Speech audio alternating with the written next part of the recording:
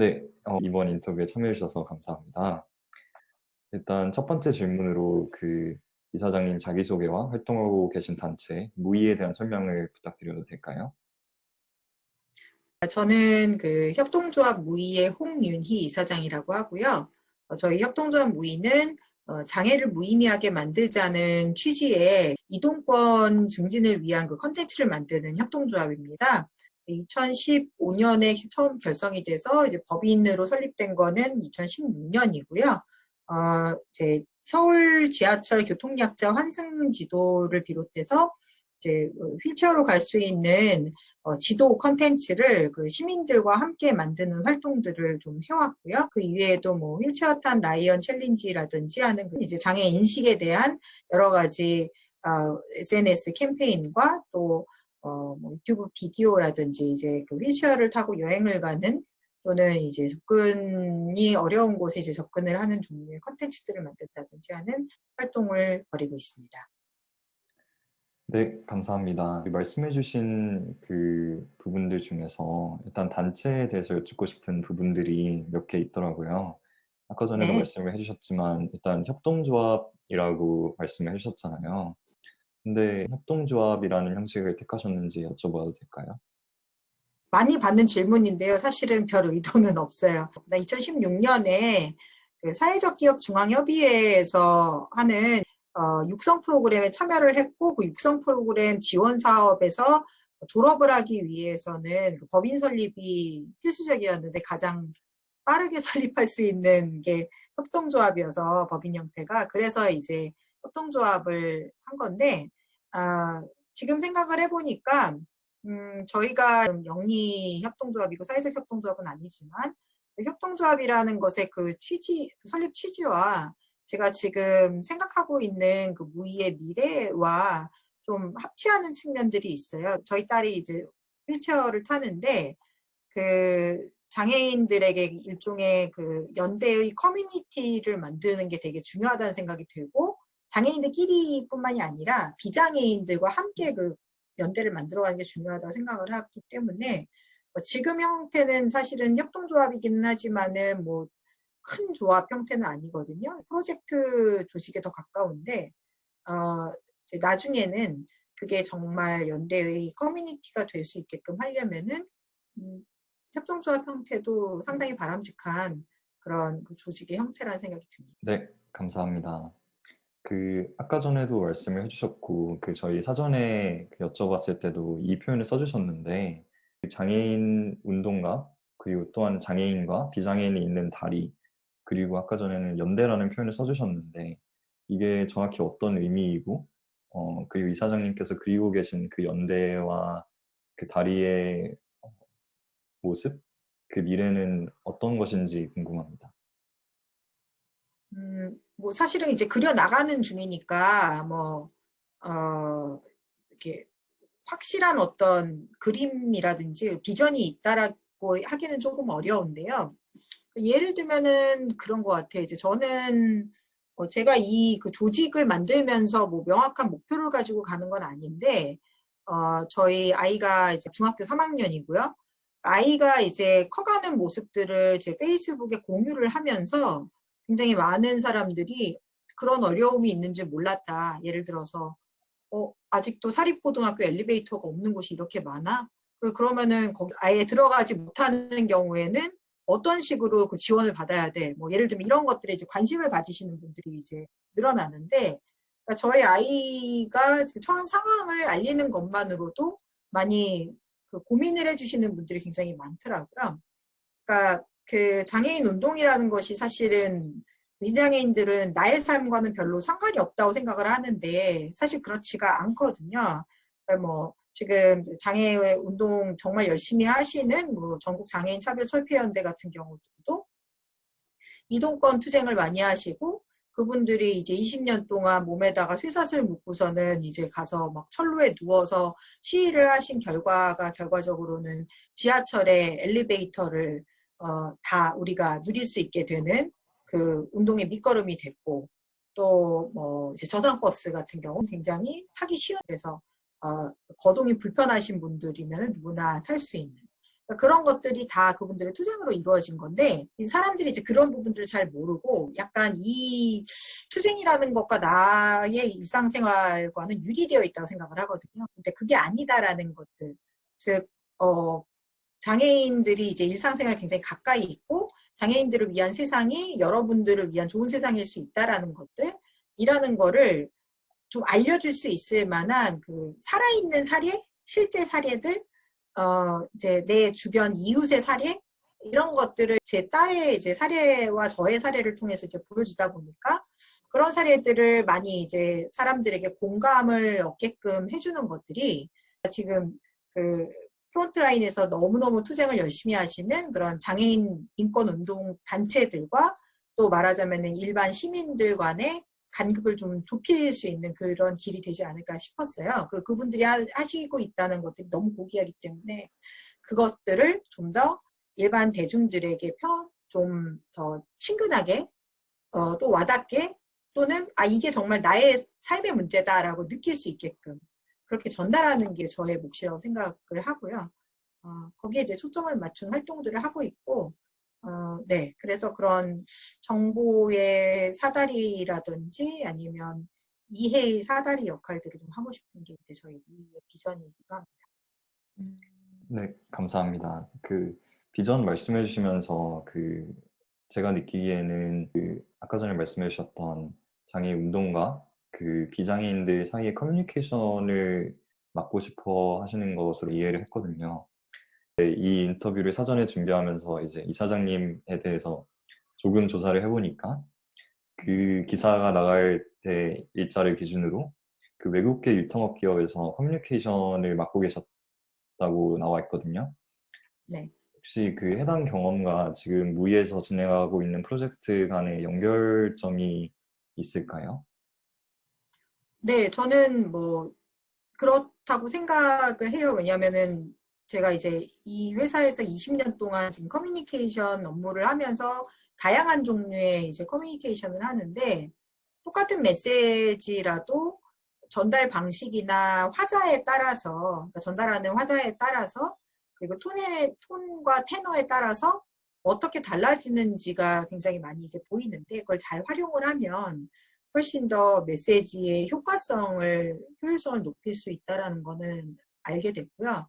그러니까 뭐 그걸 꼭 제가 뭐 주로 보도자료도 쓰고 여러 가지 이제 뭐 소셜미디어에 올라가는 포스팅들의 뭐 소개글이라든지 일반에게 전해지는 메시지의 그 메시징 커뮤니케이션에 대한 게 이제 아무래도 좀 훈련이 되어 있다 보니까 그리고 뭐 실질적으로 이제 제 주변에 그 기자분들이 또 제 페이스북 친구로도 많고 이러다 보니까 사실은 저희 처음에 무의를 시작하기 전에도 그 커뮤니케이션의 제 백그라운드가 사실 저희 딸아이의 뭐 어려운 점 같은 것들을 좀 더 쉽게 크게 확성해가지고 알릴 수 있게 한 바탕이 된 거는 네, 부인할 수 없는 사실이죠.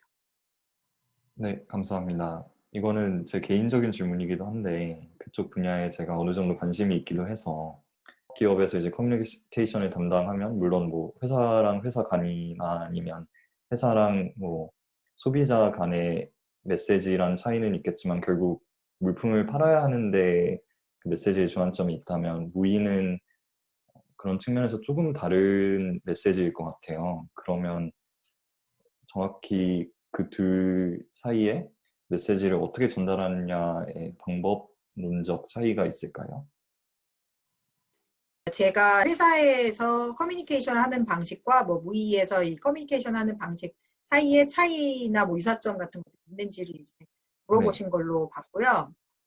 저는 기본적으로 메시지를, 그러니까 결국은 사람들이 바이하게끔, 그게 이제 영어로도 바이하게 이게 믿게, 그러니까 이제 그걸 받아들인다라는 뜻이 있잖아요.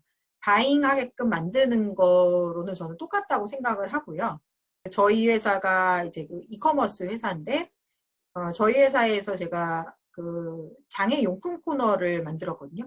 근데 그거를 이제 만들 때의 그 제 생각은 뭐였냐면은, 우리나라 사람들이 너무 그 장애에 대해서 뭐다 그렇지는 않지만은 약간 편협하게 장애인들은 뭐 좀 불쌍하고 다들 뭐 시설에 있을 것 같고 뭐 다 특수교육 받을 것 같고 약간 이런 식으로 잘 보지를 못하니까 유리돼가지고 뭐 발달장애인들 보면은 무조건 피하고 무섭다. 예를 들면 이런 식으로 나와 다른 사람처럼 생각을 하는데 저는 그게 아니라고 생각을 하는 이유. 물론 이제 저희 딸이 지체장애가 있고 휠체어를 탄다는 거 말고 이제 다른 점이 없으니까. 그래서 사실은 그 장애의 일상성 같은 것들을 좀 보여주기 위해서는 제 회사에서 장애인들이 소비자가 될 수 있는데 라는 점들을 좀 저는 부각을 하고 싶었거든요. 실제로 저희 사이트에서 그 장애용품들의 그 연간 매출 성장률을 보니까 전체 성장률보다 훨씬 상회하는 종류의 상품들도 있고 그런 종류의 상품들이 이제 사실은 잘 몰라서 못 사는 경우들도 있거든요. 화장실에 들어갔다 나왔다 할 때 턱이 있잖아요. 그 턱 사이에 이제 플라스틱 경사로를 사가지고 거기다가 놨거든요. 그런데 이제 그거를 실내 경사로라고 한다는 걸 제가 저희 사이트를 검색하면서 알았어요. 그런데 그게 한 35,000원 정도밖에 안 해요. 굉장히 싸요. 그런데 그게 있는 거랑 없는 거랑 저희 아이의 자유의 값이라든지 이런 것들은 정말 전 3천만 원짜리 자유를 얻었다고 얘기를 하거든요. 근데 35,000원이라는 돈이 예를 들면 아무리 집이 가난한 장애인이라도 그 정도 돈은 있거든요. 진짜 뭐 이제 다르게 생각할 수도 있겠지만은 장애인 이꼴 소비자라는 것들을 사람들은 잘 생각을 하지 못하고 도와줘야 되는 불쌍한 사람들이라고 생각하는 그 인식의 갭 차이가 너무 큰데 사실 그 이커머스에서 똑같이 이제 쇼핑을 할 수 있는 소비자라는 것들을 알려주고 이분들에게 물건을 주는 게 아니라 이분들에게 물건을 살 수 있게끔 해준다라는 것들 그런 게 시장 중심적인 사고방식이라고 비판을 받을 수도 있겠지만은 사실은 그게 또 많은 또 비장애인들에게는 또 이렇게 같은 우리랑 같은 똑같이 그 욕구가 있는 그 시민이자 소비자구나라는 것들을 자연스럽게 알릴 수 있는 방법이라고 보거든요. 그래서 이제 제가 회사에서 그 접근했던 방법이나 지금 무의에서 그 이동권이 필요해요라고 얘기를 하는 거랑 그 커뮤니케이션 하는 방식에 저는 큰 차이는 없다고 생각을 합니다. 네, 감사합니다. 그 직장 얘기도 이제 해주셨는데, 저를 포함해서 이제 많은 사람들이 좀 편협한 생각일 수도 있지만, 이런 운동을 하는 사람들은 이게 전업이고, 다른 직장이 없을 거라고 그냥 막연하게 생각을 하는 경향이 있는 것 같아요. 근데 그 무의 활동을 이제 원래 직장이가 병행을 하셨던 것으로 저는 이해를 하는데, 회사에서 호의적으로 일을 받아들였는지 궁금합니다. 그러니까 그 질문도 되게 많이 받고요. 일단은 제가 이 이제 활동을 시작한 거는 처음에는 이제 크라우드 펀딩으로 시작을 했고 일단 뭐 당연히 회사 시간 동안에 하지 않았고 뭐 주말이라든지 이럴 때 처음에 시작을 했고요. 그리고 요새는 많은 분들이 이제 사이드 프로젝트를 하니까 그러니까 그냥 토요일 일요일이나 뭐 저녁 때라든지 이럴 때 하는 거 자체는 요새는 뭐 회사에서도 뭐라고 하지는 않거든요. 법무팀에도 한번 물어본 적이 있었고 뭐 이게 경업금지 조항에 걸리지는 않는다. 이걸 가지고서 뭐 돈을 받는다든지 이런 것도 아니고 결과적으로는 공익적인 활동이니까라고 얘기를 하셨고요. 다만 이제 올해 초에 제가 그 카카오 임팩트 선정이 됐는데 이제 그 임팩트 펠로우십에서 지원금을 받는 게 있어요. 그래서 그거는 어떻게 해야 되느냐라고 여쭤봤더니 뭐 별도의 통장으로 관리를 해서 그거를 본인을 위해서 쓰는 게 아니라 조직을 위해서 쓰는 것만 잘 증명을 하면 된다라고 또 말씀을 해주셔가지고 활동을 하고 있고요. 그리고 제가 이제 회사에서 커뮤니케이션 업무도 하지만 사실은 소셜 임팩트 그러니까 사회공헌 업무도 하고 있거든요. 확실히 그 사회공헌 업무를 하면서 그 무의 활동을 하면서 알게 된 굉장히 여러 뭐 네트워크 같은 것들이 도움이 많이 돼요. 예를 들어서 4월 20일 사이트에서 중에 전문가들이 추천하는 이런 책은 꼭 어떻게 읽어봐야 된다라는 식의 도서 추천 이벤트를 하고 그거를 이제 기부와 연결을 시키는 행사를 하려고 하거든요. 그런데 뭐 전문가 섭외라든지 그다음에 그 프로모션에 뭘 넣을지 그다음에 어느 NGO랑 손을 잡을지 어디에다가 이걸 기부할지 그거를 알아보려면 한참 걸리겠는데 제가 그걸 머리에 딱 떠올리고 그 기획서를 쓰는데 진짜 딱 2시간밖에 안 걸렸거든요. 음. 예, 기획해가지고는 그분들 섭외하는데도 누구 섭외할지 머릿속에 딱 다 나오고, 이분들이 무슨 책을 추천할지도 벌써 머릿속에 제가 거의 다 있고.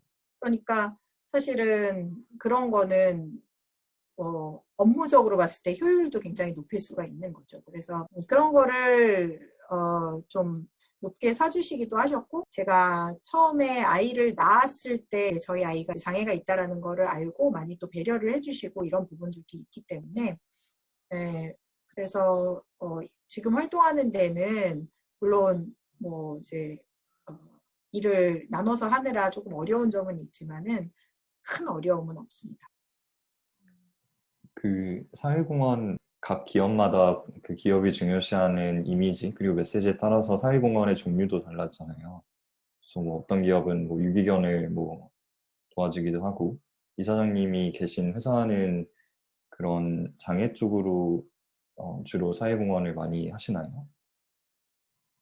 꼭 그렇지는 않아요. 왜냐하면 제가 그 개인적으로 이 아이가 장애가 있기 때문에 어, 일부러 그거를 이렇게 세게 얘기하려고 하지는 않는 측면들이 있고요. 그러니까 장애용품 코너를 만들었다는 것 자체가 사실은 회사에서 많은 리소스를 준 거나 마찬가지거든요. 운영에 있어가지고 가끔씩 프로모션을 할 때 뭐 여러 부서분들과 협업을 할 수 있는 그 상황이 이제 마련되는 거는 굉장히 고마운 일이고요. 어, 이제 뭐 저희 회사에 이제 사회공헌 활동은 여러 가지가 있고, 소방관 지원 활동이라든지 좋지 않은 처지에 있는 그 아동들을 돕는 활동들이라든지, 그 다음에 이제 뭐 트라우마를 이제 치유하는 그런 캠페인들도 있고, 굉장히 여러 가지 이제 컷들이 있어요. 또 뭐 이제 뭐 중소 뭐 다양한 그 사회공헌 활동들을 이제 하고 있고요. 다만 이런 종류의 장애와 관련되어 있는 사회공헌 활동들을 조금씩 이제 그래도 이제 명맥을 이제 이어가려고 하고 있는 게 있고요. 그러니까 2020년 말에는 장애인 기업 종합지원센터라고 중소기업부 산하에 있는 그런 기관이 있어요. 본사에 그 이베이 재단이 있는데, 그 재단에서 주는 그 지원금을 1억 원을 그쪽에 들여서 장애인 그 사업가들이 일할 수 있는 뭐 사무 환경을 장애 친화적으로 바꾸는 그런 그 환경 개선 사업에 써달라고, 그걸 제가 이제 중간 연결을 해드렸거든요.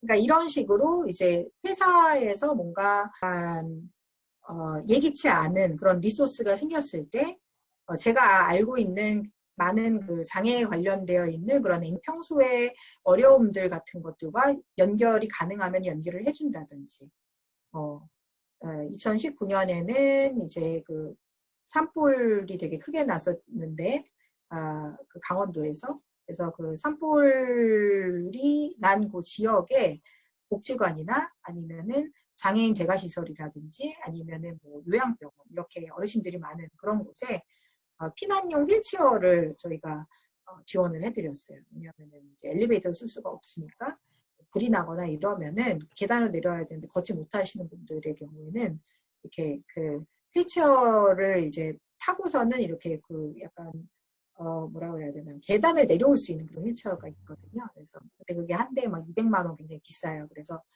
그거를 저희가 20몇 대를 이제 사서 지원을 해드렸는데, 그것도 그 이베이 저희 본사에서 지원을 했던 그 지원금을 가지고서는 그때 저희 큰 산불들이 났는데 이거 어떻게 너네 한국에서 쓸 수 있겠느냐라고 얘기를 해서, 너네가 결정해서 알려줘라고 했을 때 제가 그렇게 해야 되겠다. 이런 거는 평소에는 하기 힘든 활동들이잖아요. 네, 그래서 이렇게 좀 특별한 돈이 들어왔을 때 정말 필요한 지원들을 해야 되겠다 하는. 지금부터는 그 무의의 시작에 대해서 좀 더 여쭤볼 것 같아요. 그래서 네. 지금부터는 구조위.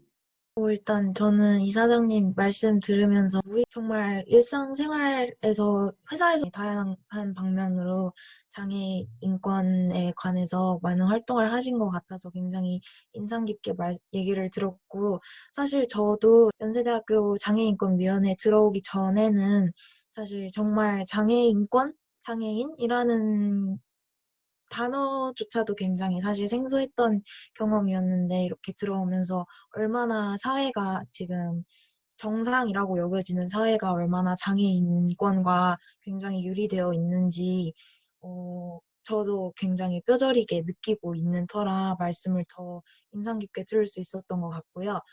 그리고 지금 드리는 질문은 사실 굉장히 뻔하고 많이 들었을 법한 질문이실 텐데 일단 네. 어떤 계기로 장애인권 활동을 시작하게 되었는지 여쭙고 싶습니다. 네. 일단 뭐 저도 그 장애인에 대한 뭐 이런 생각 같은 거 저희 딸을 낳기 전까지는 전혀 없었고요. 이제 아이가 태어나고 저희 아이가 그 치료를 하고 나서 그 후유증으로 이제 하반신 마비가 됐는데 그러면서 이제 어릴 때부터 이제 걸을 수가 없었거든요.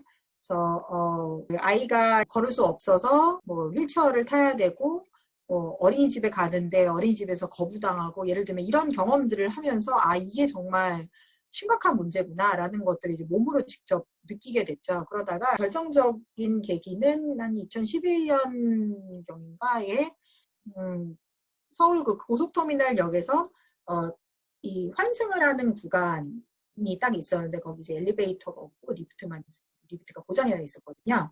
휠체어 이게 언제 고쳐지는지도 쓰여 있지가 않고 이제 솔루션이라고 쓰여 있는 것이 돌아가면 된다 이런 식으로 써 있는 거예요. 그런데 사실 계단 내려가면은 한 뭐 1분이면 걸어 내려가는 것들인데 그렇게 뒤로 돌아가게 되면은 이제 40분은 더 걸리니까.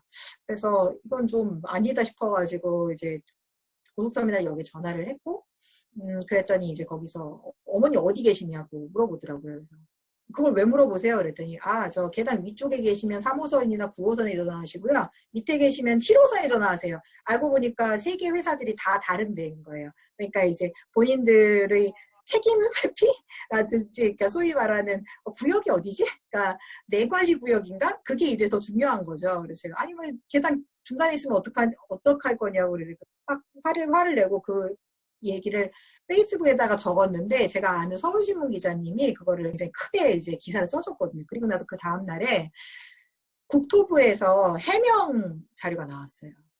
우리 이렇게 장애인 뭐 이렇게 이동권 개선에 대해서 돈도 열심히 쓰고 있고요. 뭐 어쩌고저쩌고 이런 그래서 이게 목소리를 높이면 바뀌는구나 이렇게 생각을 했던 게 이제 첫 번째 계기였고 그래서 그 뒤에 저희 집이 지금 이제 상일동역 근처인데 서울 상일동역 근처인데 상일동역에 엘리베이터가 없어가지고 계속 민원 넣고 뭐 당시 뭐 시장님과의 대화 같은 데서도 얘기하고 뭐 여러 문들을 두드렸는데도 이제 그 엘리베이터가 설치가 되지를 않았어요.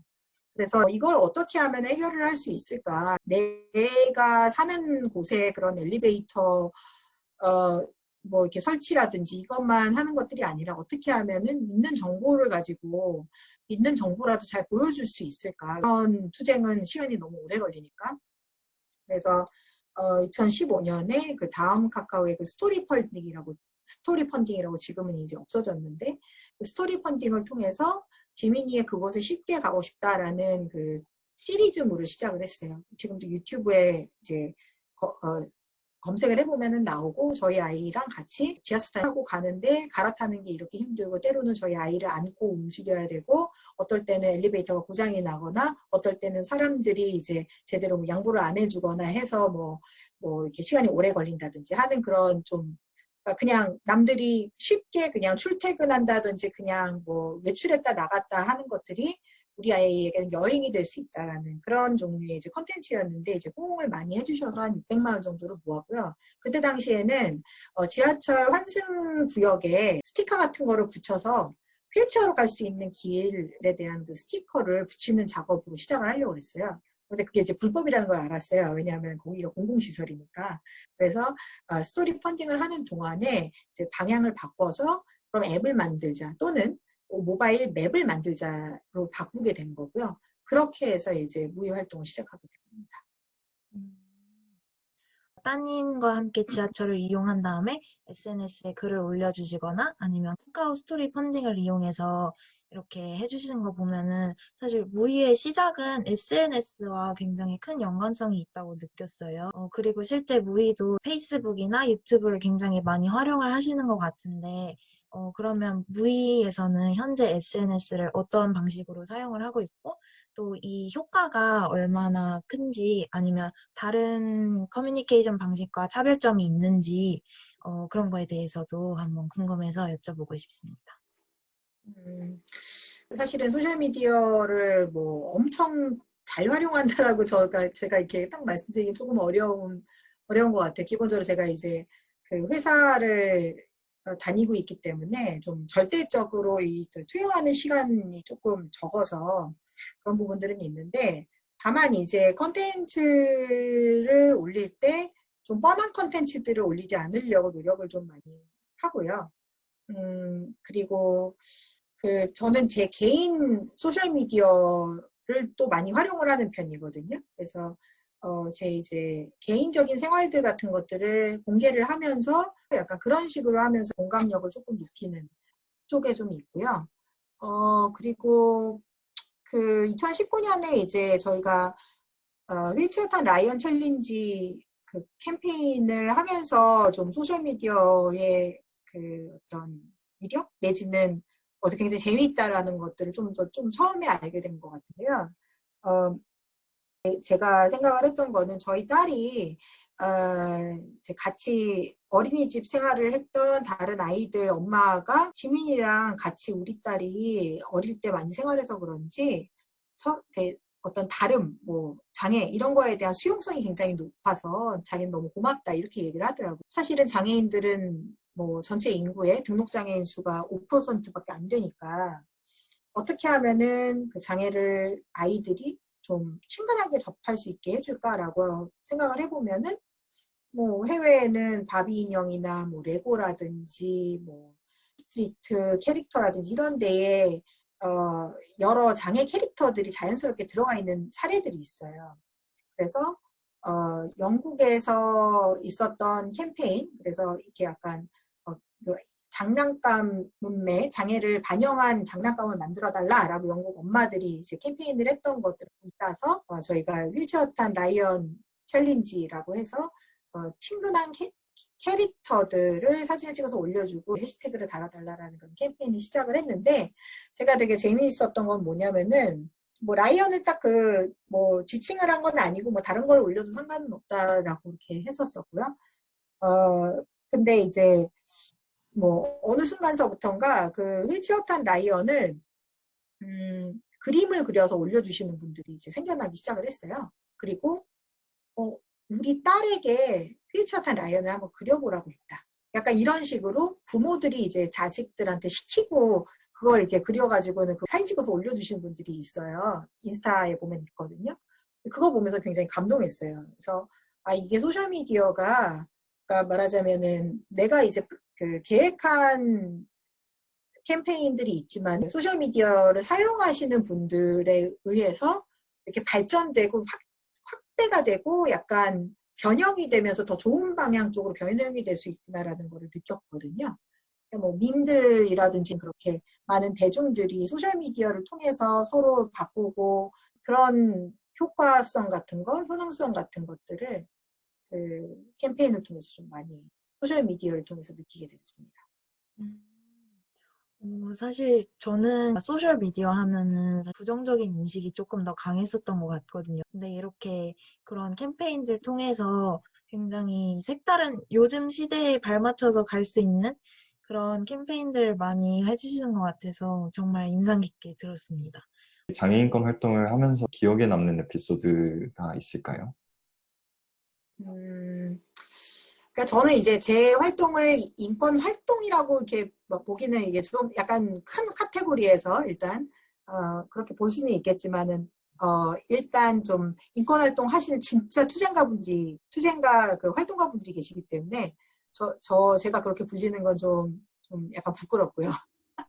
저는 이제 그분들과 이제 무지한 그 대중들 간의 사이를 이렇게 저 뒤에 있는 그 금문교처럼 있는 그런 역할들을 한다라고 저는 생각을 하고 있고요.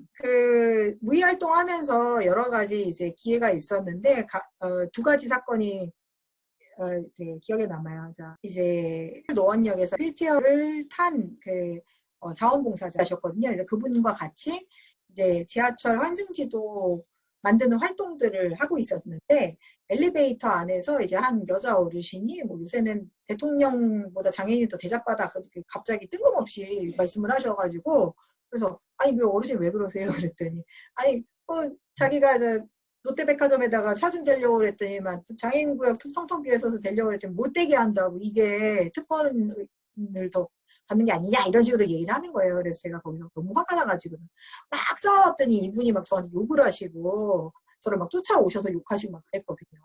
끝까지 막 싸웠는데 나중에 이제 그 같이 가셨던 그 장애인 분께서 저한테 그러는 거예요. 아 자기는 고마운데 자기는 안 싸운다. 왜요? 그랬더니 아 그렇게 그런 일들이 너무 많아서 매번 싸우면은 너무 힘들고 지친다. 그래서 제가 그때 충격을 받았거든요. 아 우리 애가 만약에 나중에 내가 없으면은 싸워줄 사람이 없겠구나. 그러면 안 싸우는 사회가 되려면 어떻게 해야 되지? 라고 해서 그날 이제 페이스북에 와서 이러이러한 일이 있었어요. 여러분 어떻게 생각하세요? 그랬더니 어르신들을 우리 지도 만드는 활동에 참여시키면 어떨까? 이런 게 나온 거예요. 그래서 아니 그게 어떻게 가능해? 했는데 이제 그 해 말에 정말 거짓말처럼 서울시 50 플러스 센터라고 해가지고 어르신들의 일자리를 찾아주는 그 공공기관이 있는데 거기에서 연락이 온 거예요. 같이 콜라보를 하자. 그래서 그 다음에 그 어르신들, 그러니까 은퇴 어르신들 6분인가를 모시고서는 그분들 교육을 시켜서 그분들이 20개의 역을 휠체어 타고 직접 가보셨거든요. 그런 활동들을 했는데 굉장히 보람이 있었어요. 사실은 이제 어르신들과 붙여서 같이 일을 한다는 게 좀 쉽지도 않고 여러 가지 좀 어려운 측면들은 있었지만 그분들이 나중에 자기 너무 보람이 있었다. 느낀 게 너무 많다. 이렇게 말씀을 하시는데 그게 왜 우리는 이렇게 흔히 막 어르신들은 꽉 막히고 이래가지고 뭐 약간 이럴 거라 생각을 하잖아요. 그런데 그런 그 기회들을 통해서 사실은 이게 서로 소통이 부족해가지고 그런 건데 기회를 만들어주면 좋겠구나. 그렇게 하면은 뭐 서로 느끼는 바들이 있고 배워갈 수 있는 것들이 있겠구나라고 그렇게 생각이 들어가지고요. 그래서 그게 아마 제가 무의 활동하면서 가장 기억에 남는 게 첫 번째 활동이었고 이제 두 번째는 아까 휠체어 탄 라이언 챌린지 그 활동에서 아까도 말씀드렸듯이 그 아이들이 직접 그 손그림 그려서 올려준 것들 그런 것들이 굉장히 감동적이었던 기억이 남습니다. 네, 감사합니다. 제가 무이 홈페이지 들어가 보니까 이제 프로젝트가 이렇게 쫙 나열이 돼 있더라고요. 근데 그 중에 상당수가 이제 지도를 만드는 프로젝트여서 왜 지도와 관련된 프로젝트를 고르셨는지, 그리고 지도가 가지는 의미란 과연 무엇인지 여쭤보고 싶습니다. 네. 지도는 사실은 어딘가에 갈 수 있다라는 일종의 정보잖아요. 그래서 가장 직접적인 그러니까 이동과 그 다음에 자유로 이어지는 그런 정보라고 생각을 하거든요. 저희 아이가 이제 휠체어를 타고 이제 나가면은 접근할 수 없는 곳들이 너무 많아요. 그런데 접근할 수 없는 곳에 가면은 뭐 딴 데 찾아가면 되지라고 생각을 할 수도 있겠지만은 그게 뭘 뜻하기도 하냐면은 세상이 나를 거부하는구나라는 그런 의미로 받아들여지기도 해요. 그러니까 나와서 이렇게 힘든데 다음번엔 나오지 말아야지. 실제로 작년에 뇌병변 갖고 있는 그 아이들과 부모들한테 설문조사했을 때도, 그러니까 휠체어를 타고 나가서 이제 실제 그렇게 들어가지 못했던 경험 때문에 나가기 싫어졌다라고 대답하신 분들이 굉장히 많았거든요. 그러니까 그냥 그 경험 자체가 세상이 나를 거부하는 듯한 자유를 막힌 듯한 느낌들이 들거든요. 그래서 지도는 사실은 세상을 믿어도 된다. 그리고 특히 이거를 비장애인들이 같이 모여서 만들고 이 사람들이 휠체어를 같이 이렇게 몰면서 만든다라는 거는 비장애인들이 여러분들을 그러니까 나가서 도와줄 수 있다라는 어떤 상징적인 의미를 전달을 하기도 해요. 그러니까 세상에 대한 정보를 그러니까 여러분들이 갈 수 있는 곳에 대한 정보를 여러분과 같지 않은 사람들도 함께 리서치를 하면서 만들어줄 수 있어요. 라는 종류의 메시지를 전달을 하기 때문에 제가 이제 지도를 만드는 작업들을 하고 있는 것 같습니다. 뭐 제가 이제 의도한 건 아니었고 처음에 아까도 말씀드렸지만 원래 지도를 만들 생각은 아니었는데요. 그 지도를 만드는 활동을 하면서 느꼈던 점들이 계속 지도와 내지는 그 지도 정보 같은 것들을 모으는 활동으로 계속 이어지게 하는 그런 바탕이 된 것 같아요. 네, 감사합니다. 저희 학교 장애인권위원회에도 사실 작년에 그 저희 학교 신촌 캠퍼스 베리어 프리 맵을 제작하기 위해서 TFT를 했었고, 이제 그 맵을 제작하긴 했는데 그 과정에서 이제 가장 많이 얘기를 하고 논쟁을 했던 게 이제 지도의 형식을 어떤 것으로 할 거냐가 사실 가장 큰 논쟁이었어요. 이제 아무래도 장애의 종류가 워낙 다양하고 이제 학내에 있는 장애인들이 가진 장애도 이제 다양하다 보니까 과연 어떤 방식의 지도를 만들어야 최대한 많은 사람들이 이걸 이용할 수 있을까라는 고민을 많이 했었는데 무의의 결과물을 보니까 모바일 맵 쪽으로 만드신 것으로 제가 이해를 했는데 그 모바일 맵을 택한 이유를 여쭤봐도 될까요? 그런데 그건 사실은 그 정답은 없는 것 같아요. 그러니까 솔직히 말씀드리면은 저희의 방식이 그 또 이렇게 뭐 정답이라고 그렇게 딱 권해드리고 싶지도 않고 지금 저는 엄밀히 말하면은 올해 2021년의 활동은 지도를 만드는 활동이 아니라 장소 정보를 모아서 그거를 공공에 오픈하려는 활동들을 하고 있거든요. 우리가 뭐 외부에 나가서 뭔가 어딘가를 찾아본다라고 하면 제일 많이 보는 게 네이버 지도, 카카오 지도 이런 그 대중 맵들이잖아요. 그걸 뭐 미리 찾아보고 가거나 아니면은 가서 이제 보거나 내비게이션처럼 켜놓고 가거나 이렇잖아요. 그래서 사실은 다른 종류의 맵을 따로 만드는 부분들은 사실 굉장히 공도 많이 들고 업데이트도 잘 하기가 어렵고 여러 가지 그런 어려운 측면들이 있어요. 말씀하신 것처럼 그 특수한 목적을 가진 지도의 경우에는 모든 사람들을 다 만족시킬 수가 없기 때문에 최대한 뭐 예를 들면은 많은 뭐 장애하고들이 어떤 사람들이냐라고 해서 거기에 그냥 맞춰가지고 제작을 한다든지 이런 형식으로 이렇게 특수하게 이제 제작을 할 수는 있겠지만 궁극적으로는 저는 그게 대중 그 지도에 탑재가 돼야 된다고 생각을 하거든요. 그래서 저는 지금 그 작업을 지금 하려고 하고 있는 거고 그렇게 만들어진 특수 목적 지도들이 사실은 만들어지고 나서 업데이트가 되지 않고 다 흩어져 있으니까 이거를 검색을 해가지고는 뭐 어디 갈 때는 이 맵, 저기 갈 때는 이 맵 이렇게 쓰기가 되게 어렵잖아요. 그래서 이거를 좀 공공 데이터화할 수 없을까라는 게 이제 저의 첫 번째 고민이고 두 번째는 그거를 이 큰 그 지도 맵을 운영하는 업체들이 좀 운영할 수 있게 하려면 어떻게 할까? 구글은 이미 하고 있는데 커뮤니티 매핑 형식으로 그거를 네이버나 카카오가 하게 할 수는 없을까라는 게 이제 올해 저의 이제 고민이에요. 이제 지도를 많이 만들어보고 이제 그 지도가 효용 있게 하려면 어떻게 해야 되는지에 대해서 고민을 하다 보니까 그렇게 된 거고요. 그러니까 이제 제가 그 지하철 환승 지도의 경우에도 저희가 만들어 놓기는 했지만은 그걸 다 만드는 게 저희의 원래 목적이 아니었고 이게 이제 지하철 같은 경우는 공공 장소잖아요. 그리고 공공 장소에 대한 데이터는 뭐 엘리베이터가 뭐 예를 들면 상해동역에 만들어진다라고 하는데 그 정보를 누가 제일 먼저 알겠어요? 당연히 제 지하철 공사가 제일 먼저 알지. 그걸 일반 시민이 어떻게 커뮤니티 매핑 형식으로 그거는 어불성설이죠. 그렇기 때문에 저는 그걸 만들면서 이렇게 만들면 돼요. 이런 UX 방식을 채택하시면 돼요. 한번 만들어 보세요. 만들기 어려워요? 뭐 그러면은 그 갖고 계신 것들을 어디 큰 플랫폼에다가 얹어보세요. 그렇게 해서 이제 완성이 된 게 2020년 7월에 교통약자를 위한 여러 가지 정보를 그 국토교통부가 갖고 있던 거를 카카오에다가 탑재를 했어요.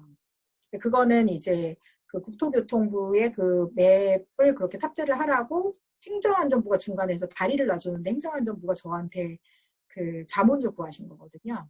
무이 맵을 얹으면 어떻겠냐라고 물어보셨어요. 또 제가 업데이트가 될 수 있는 그러니까 공공정보로 믿을 수 있는 데이터를 그 큰 지도 업체들에 얹으시라고 제가 이렇게 말씀을 드렸거든요. 저는 그게 이제 맞는 방향으로 생각을 해서 이번에도 어떻게 하면은 이 휠체어로 접근할 수 있는 장소의 그 정보들을 공공 데이터화를 하고 업데이트 될 수 있게끔 할 수 있을까.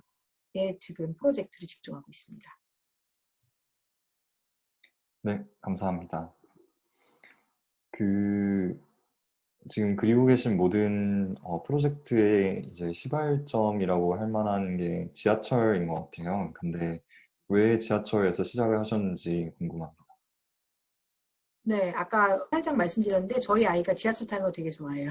음, 그래서 저희 집이 지하철에서 먼 곳에 있고 지하철에 작년에 이제 엘리베이터가 처음 생겼는데 엘리베이터가 한 대도 없었던 열 몇 개의 그 저철역 중에 한 곳이었거든요. 그래서 그 부분들에 대한 갈망, 갈급 이런 게 굉장히 좀 컸던 것 같고요.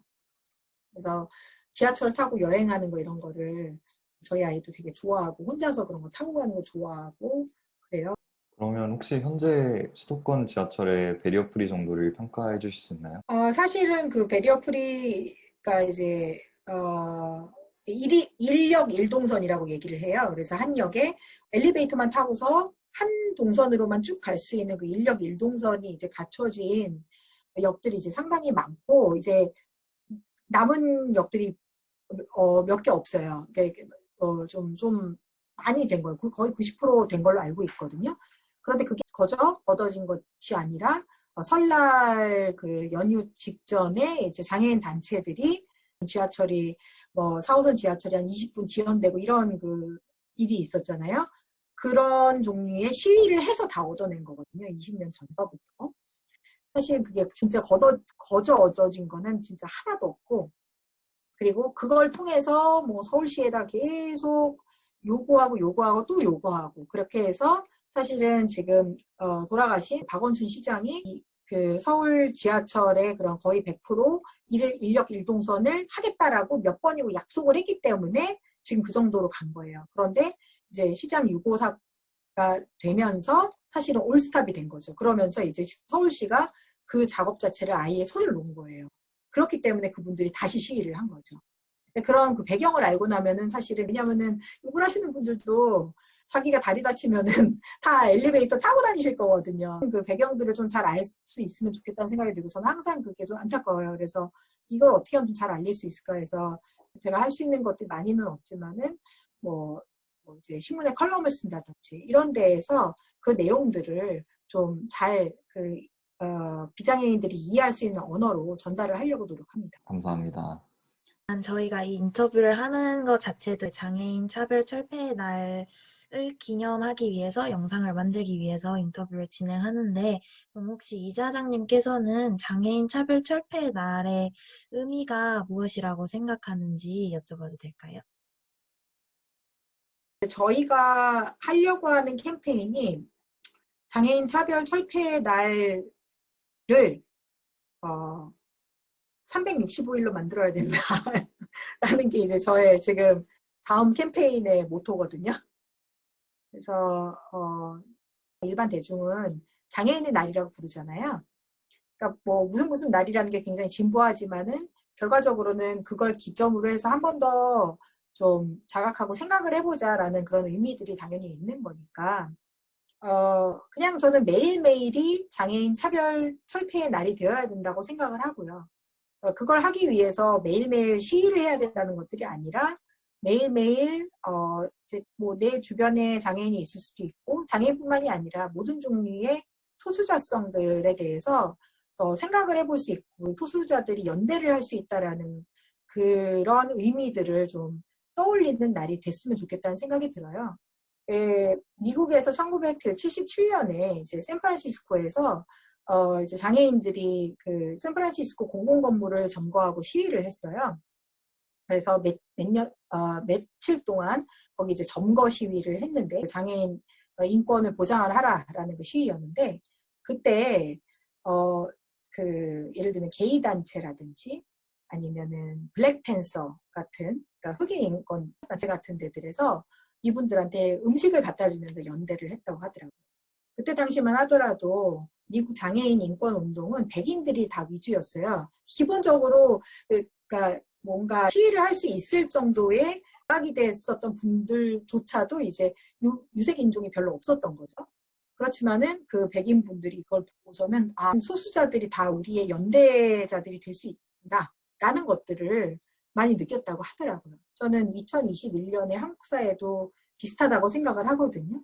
그래서 장애인 차별 철폐의 날이라는 것들이 모두 많은 위정자들은 그 소수자들을 서로 싸움을 붙이려고 해요. 이렇게 버짓을 가지고 이 예산에서 야 얘네 너네한테 주면은 얘네한테 못 줘. 라는 식으로 해가지고 이간질을 시키려는 경향이 커요. 뭐 일부러 그러는 건 아니고 결과적으로 그렇게 되는 거지만 그렇지만은 사실은 모든 소수자성들이 서로 연대를 하고 그리고 1년 365일 항상 그런 종류의 날들을 통해서 서로 기억을 하고 서로 우리가 그 이제 협력과 협조를 할 수 있는 동지가 될 수 있다라는 점들을 그런 일깨울 수 있는 날 그냥 365일이 장애인 차별철폐의 날 또는 우리 모든 소수자가 될 수 있다라는 것을 일깨우는 그런 날이 됐으면 좋겠다는 생각입니다. 사실 진짜 소수자들 간의 연대뿐만 아니라 국민 개개인 정말 아무나 일시적으로라도 장애를 겪을 수 있다고 저는 생각을 하거든요. 그래서 정말 저희 개개인이 이제 일상생활에서도 장애인뿐만 아니라 소수자들이 겪고 있는 그런 현재 상황이라든지 그런 거를 인식을 하고 저희가 정말 일상생활에서 그런 걸 이제 스며들게끔 한다는 게 약간 365일 장애인 철폐의 날이 됐으면 좋겠다라고 말씀하신 거의 의미라고 저는 생각을 했어요. 그래서 이제 이사장님께서 비장애인과 장애인 운동을 잇는 그런 과정을 이제 지금까지 계속 해오셨잖아요. 그래서 그런 과정 속에서 사실 진짜 많은 우여곡절이 있었을 것 같은데, 그렇다면은 비장애인들이 가장 대표적으로 많이 저지르는 실수 같은 게 있었을까요, 혹시? 뭐 여러 가지 이제 실수들이 있을 수가 있는데, 그러니까 사실은 그 실수라는 게 잘 몰라서 생기는 이제 저희 딸이 많이 듣는 얘기로 그냥 말씀을 드려보면 너무 애가 밝아요 이런 식으로 얘기하는 거 있잖아요. 이렇게. 그러니까 그런 건 뭐냐면은 장애에 대해서 장애인들은 왠지 어둡고 불행하고 불쌍할 것 같다라는 그 의식에서 나온 말들이에요. 네. 어떤 그 편견을 가지고 내가 그 사람을 판단하고 있지를 않는지 얘기를 하는데 그런 것들이 이제 소수자들에게는 좀 더 세게 좀 작용할 수 있다라는 거를 좀 생각을 하면은 좋겠어요. 예를 들면 뭐 장애를 극복을 한다는 장애는 극복을 하는 게 아니라 그냥 갖고 살아가는 거기 때문에 극복해야 된다. 뭐 이게 불행하다, 또 불쌍하다, 또는 뭐 그런데 어쩜 이렇게 밝냐, 뭐 이런 것들.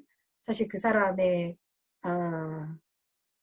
그냥 특성이라고 그냥 생각을 해주면 좋겠는데 그걸 생각하는 게 굉장히 어려운 것 같기는 해요. 네.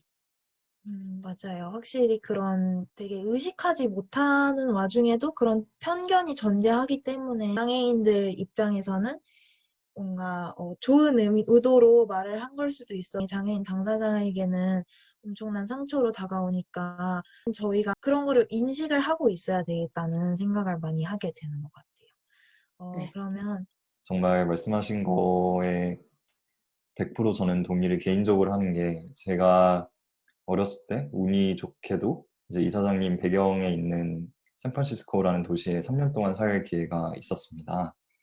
네. 그때 초등학교 때 갔었는데 그때 가장 인상 깊었던 게 각 학급마다 장애 학생이 있었고 그러다 보니까 그냥 같이 살아가는 거고 같이 놀고 같이 얘기하고 이러다 보니까 그게 뭐 특별한 거라고 생각도 안 들고 해서 그렇게 살아가다가 이제 한국으로 귀국을 했는데 가장 놀랐던 게 이제 한국은 이렇게 분리교육을 시키고 또 길에 나가면 장애인들이 안 보이고 그래서 제가 나중에 커보니까 이게 일반화할 수는 없지만 많은 사람들이 이렇게 차별적인 생각을 가질 수밖에 없는 게 약간 항상 이렇게 나쁜 의도가 있다기보다는 그냥 어렸을 때부터 같이 살아보는 경험이 없으니까 그냥 대하기 어려워하고 그러다 보니까 더 유리되고 그럴 수밖에 없다라는 거를 저는 개인적으로 느꼈습니다. 그래서 이사장님이 하시는 활동 자체가 굉장히 의미 있다는 생각을 다시 한번 하게 되었고 그런 점에서 감사하다는 말씀을 드리고 싶었습니다.